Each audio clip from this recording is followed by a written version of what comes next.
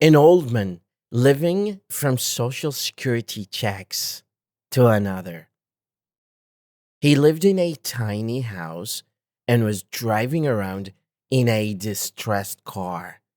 At 65 years old, he decided that he had to change his life. And considering what he had to offer, he went with chicken recipe. Many of his friends and family had complimented his cooking, and so he decided that was his best shot at changing his life around.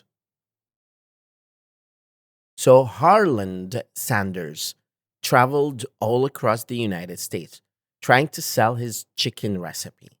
He told restaurant owners that he would give the recipe away for free as long as he was entitled to a small percentage of sales.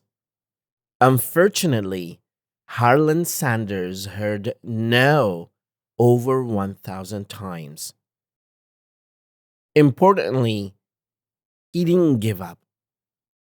He knew that he had something special and finally heard a yes. Of course, you know the rest. KFC was born and remains one of the most successful businesses to date. The takeaway of the story: never give up. It's never too late to start doing what you love and want. مدرب لغة وليد خالد.